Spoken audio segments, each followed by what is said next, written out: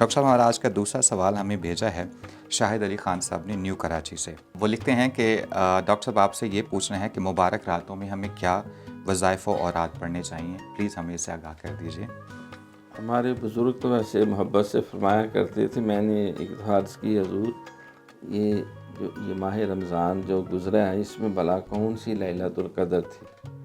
تو مسکرانے لگے، فرمانے لگے کہ بیٹا جو اللہ والی ہوتے ہیں ان کی ہر رات لیلۃ القدر ہوتی ہے اور ہر دن روزے عید ہوتے ہیں. اللہ کیونکہ سرکار نے فرمایا کہ میں راتیں اللہ کے پاس گزارتا ہوں، وہ مجھے کھلاتا بھی اور پلاتا بھی. اللہ تو بندہ مومن جو ہے تو اس کا مین فلسفہ تو سچی توبہ ہے. کوئی مبارک گھڑی مل جائے، دل میں رکت آ جائے، دل میں نرمی پیدا ہو، یا خانہ کعبہ گیا ہے یا مسجد نبوی شریف میں، یا کوئی مبارک دن ہے یا کوئی مبارک رات ہے، چاہے لیلۃ القدر ہو، شب معراج ہو، شب برات ہو، شب عید الفطر ہو، شب عید الاضحیٰ ہو، یا شب حج بیت اللہ ہو، تو ان مبارک گھڑیوں میں انسان اللہ کی بارگاہ میں سچی توبہ کرے اور اللہم انک عفو کریم تحب العفو فاعف عنی یا غفور یا غفور یا غفور، یعنی بخشش طلب کرے، ربی اغفر وارحم وانت خیر الراحمین. پھر اس کے علاوہ 5 وقتہ نماز ہے وہ ریگولر پڑھے.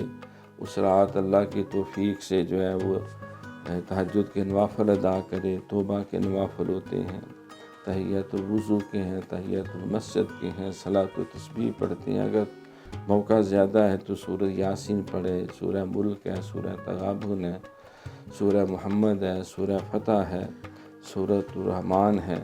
تو یہ اس کے علاوہ درود شریف ہے، کلمہ طیبہ شریف ہے، استغفار ہے، آیت کریمہ ہے، یا کوئی مبارک دعا جو زبان پہ جاری ہو.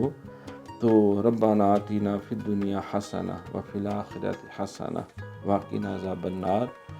تو جو دعائیں ذہن میں آتی ہیں وہ پڑھی جائے اور زیادہ سجدوں والی عبادت کی جائے، کیونکہ اللہ تعالیٰ کی بارگاہ میں بہترین تحفہ جو ہے وہ سجدہ ہے. اور بندگی کی معراج بھی یہی ہے، وما خلقت الجن والانس الا لیعبدون. اللہ کریم فرماتے ہیں کہ میں نے جنوں اور انسانوں کو جو ہے وہ اپنی عبادت کے لیے پیدا کی ہے. زندگی آمد برائے بندگی، زندگی بے بندگی شرمندگی. پھر ایک اور بہت بڑا اس میں عمل ہے دعا کا. الدعاء مخ العبادہ، فرمایا دعا عبادت کا مغز ہے. تو دعا کی جائے اور جتنی دعائیں یاد ہیں وہ ساری کرے. جو یاد نہیں ہے اپنی زبان میں، اردو ہے، انگریزی ہے، پشتو ہے، پنجابی ہے، تو اللہ تعالیٰ تو ہر زبان جانتا ہے. وہ تو دل میں جو خیال انسان سے گزرتا ہے وہ بھی جانتا ہے. اور فرمایا کہ صحابہ نے عرض کی نا حضور ہمیں فرمائی کہ ہم اللہ سے مانگے تو کس طرح مانگے، کس وقت مانگے. تو سرکار نے فرمایا کہ قرآن میں وہ مکالمہ ہے کہ وَإِذَا سَأَلَكَ عِبَادِي عَنِّي فَإِنِّي قَرِيبٌ أُجِيبُ دَعْوَةَ الدَّاعِ إِذَا دَعَانِ فَلْيَسْتَجِيبُوا لِي وَلْيُؤْمِنُوا بِي. جب میرے بندے آپ سے میرے بارے میں پوچھتے ہیں تو انہیں بتاؤ میں تو قریب ہوں تمہارے. تم کبھی اکیلے نہیں کہ دوسرا میں ہوں، تم 2 نہیں کہ تیسرا میں ہوں.